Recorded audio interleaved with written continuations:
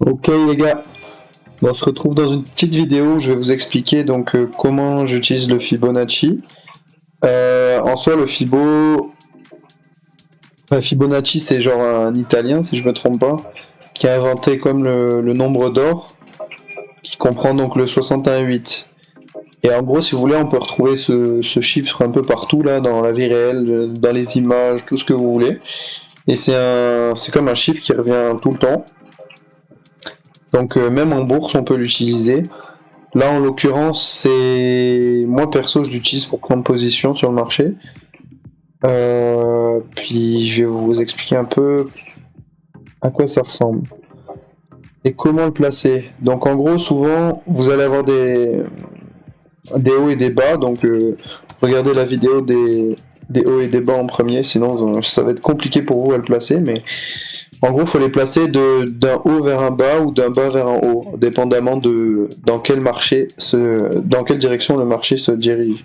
Donc c'est pour ça qu'il faut arriver à savoir ça à l'avance. Donc en gros, là par exemple ici vous remarquez que le marché est baissier par rapport au dernier haut et bas. Ici vous avez le dernier haut et le dernier bas il est ici. Donc ce que vous allez faire c'est que vous allez prendre le Fibo et tracer comme ça le mouvement. Tac. D'ailleurs je me suis trompé, c'est plutôt le 100% qui est en haut. Tac. Donc là c'est la même chose, hein, comme vous voyez, sauf à quelques écarts près, mais en gros ça ressemble à ça. Donc moi ce que je vais rechercher c'est que quand le marché il descend comme ça, tac, je trace mon haut et mon bas.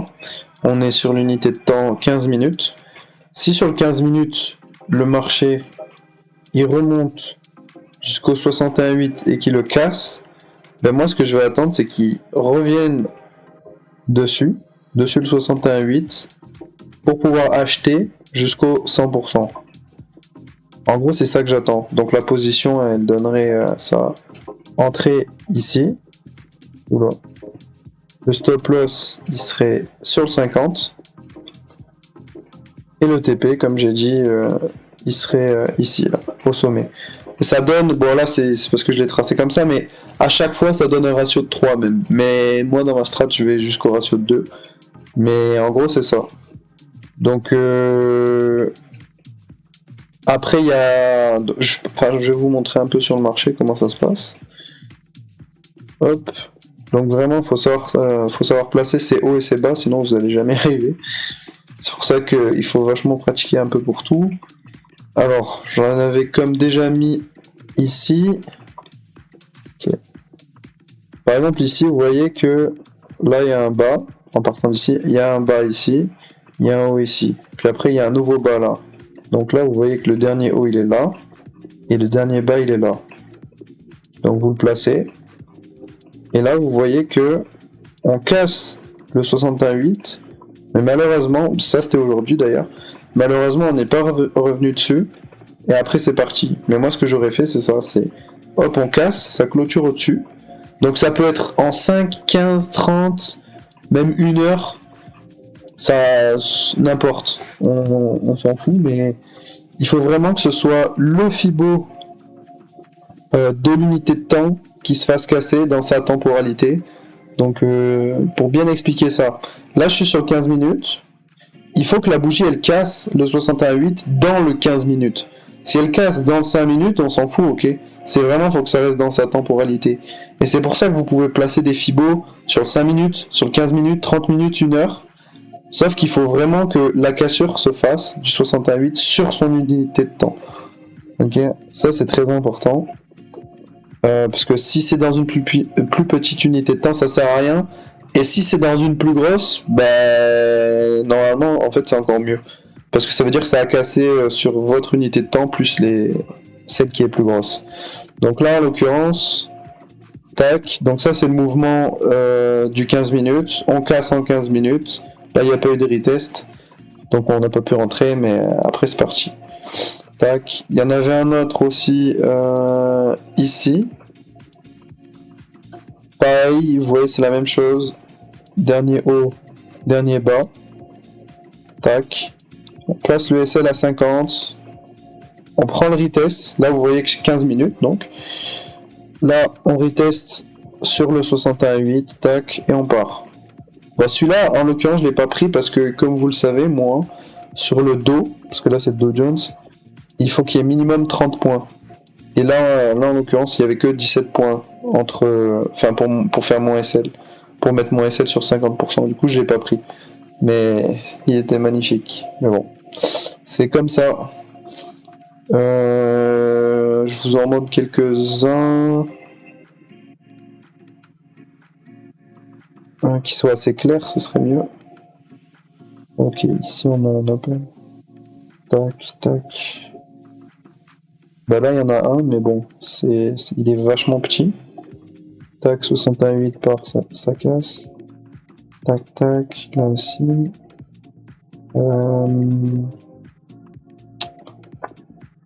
il a tellement stagné dernièrement. Ok, peut-être ici. 9h30. Ok, ici il y en a un. Je crois. On va voir. Ouais, ici il y en a un. Tac. Donc le plus bas, le plus haut. Vous voyez en regardant à partir d'ici. Hein. Dernier plus bas, dernier plus haut. Tac. Là vous voyez, ça fait pas d'autres hauts ou d'autres plus bas. Ah si, enfin si, il y en a un ici. Mince, j'avais pas vu. Bah là en l'occurrence... Ah bah non, il casse ici, je suis bête. Ok, celui-là c'était un... J'ai pas pris, mais celui-là ça aurait été un BE. Si je l'ai pas pris, c'est parce que la tendance m'avait l'air d'être baissière, mais bref. Juste pour vous expliquer comment ça se passe. Donc là, dernier plus haut, dernier plus bas, dernier plus haut. Hop, ça descend, ça casse le 61.8 ici. Tu rentres sur le retest. Donc là, c'est un short, c'est l'inverse. Hop, tu places ton SL au 50%. Et tu essaies d'aller chercher le 100%. Bon là, je sais pas si... Soit c'était un BE, ça dépend, je sais pas comment ça s'est passé, mais... Soit c'était un BE, soit c'était un SL, j'en sais rien. Ou non, même pas, enfin ça aurait été un TP dans notre strat, parce qu'il y a 2 de risk reward. Mais en gros, c'est ça. Par contre, faut vraiment faire gaffe, ouais, et respecter ses unités de temps. Donc, allez voir la vidéo des unités de temps, parce que... ça vous explique comme quoi... on peut tout voir dans toutes les temporalités, à part l'OPR qui est juste sur le 15 minutes, là, mais... ce qui est Fibo,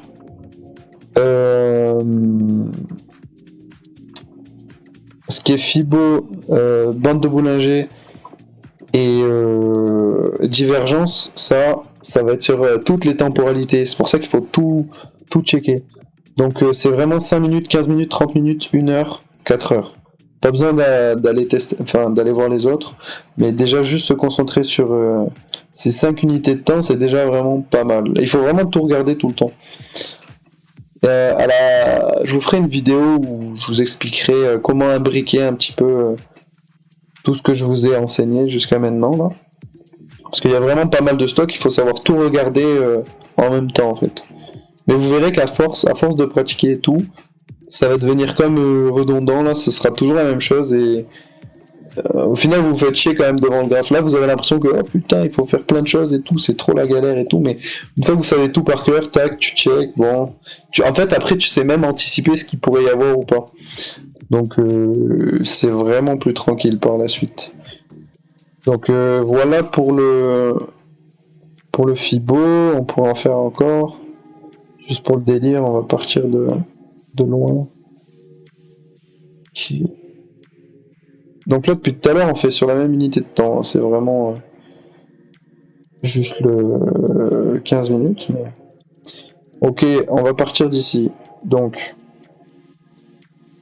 le dernier plus bas à partir d'ici, ben, il est là.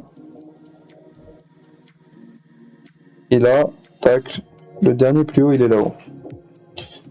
Mais lui il était magnifique. Hop. Donc là ça casse le 61.8. Tu vois que ça clôture. Tu prends le retest. Et hop, tu vends jusqu'en bas. Il y a une autre subtilité que j'ai pas dit, c'est pour toutes mes entrées en position, si avant que ça reteste, là par exemple, ça touche le risk reward de 1, ici, ben je prends pas la position. Il faut vraiment que ce soit avant d'arriver au moins au risk reward 1. Sinon, on annule tout. Donc je récapitule, il faut qu'il y ait minimum 30 points de SL sur le dos. Sur le NAS, c'est 20 minimum. En plus de ça, il faut que ça ne soit pas arrivé au risk reward de 1 avant que ça m'enclenche. Sinon, on annule tout. Et après, il faut faire attention donc par rapport aux confirmations. Est-ce que j'ai assez de confirmations dans mon sens ou pas? Mais ça, ce sera dans une autre vidéo que je vous en parlerai. Des confluences, tout ça. Il faut qu'il y ait assez de confluence pour prendre la position. En gros, c'est ça. Après, voilà, une fois que ce 61.8 il est passé, là, vous voyez que ça fait un autre plus bas, un autre plus haut. Ça commence à faire autre chose. Un plus bas, plus haut. Un plus haut, un plus bas. En fait, il faut toujours prendre les derniers plus haut et plus bas. Hein. Comme là, c'est lui le dernier, là, c'est lui le dernier. Imaginons si ici, ça faisait un autre plus haut ou plus bas. Ben là, ça annulait ce Fibo là, en fait. Il faudrait que j'en ai un comme exemple. Comme ça, vous aurez un peu tout vu. Tiens, je pense que là, il y en a... Ouais, regardez ça, par exemple. Là, à partir d'ici, t'as ton plus haut, t'as ton plus bas, ici. Et là, tu vois que ici, là, ça commence à faire un autre plus haut. Et vu qu'il y a un autre plus haut, ben, il y a plus Fibo, tu vois, finalement. Donc là, tu annules le Fibo. Parce que là, il y a eu un autre plus haut qui s'est formé. Donc ça fait qu'on serait parti sur un Fibo comme ça après. Tac. C'est pour ça qu'il faut suivre le marché à chaque fois. Vous voyez, alors que là, c'était vraiment genre plus bas, plus haut. Tu le casses ici, il n'y a pas eu d'autres plus haut ou plus bas là entre temps. C'est direct venu 61.8 et voilà, ça suit. En gros, c'est ça. C'est comme ça que je place le Fibo. Alors ça se peut que ça n'ait pas été très clair, c'est la première fois que j'explique, mais si jamais vous avez des questions ou quoi, ou même que je fasse avec vous, là, de toute façon il n'y a pas grand monde pour l'instant qui est intéressé, je sais qu'il y en a certains, mais pas tant que ça. Donc je suis encore dispo s'il y en a qui veulent que je leur montre en live ou qu'on le fasse ensemble, vu que je kiffe faire ça. Donc voilà. Sur ce, je vous laisse les refs. À bientôt.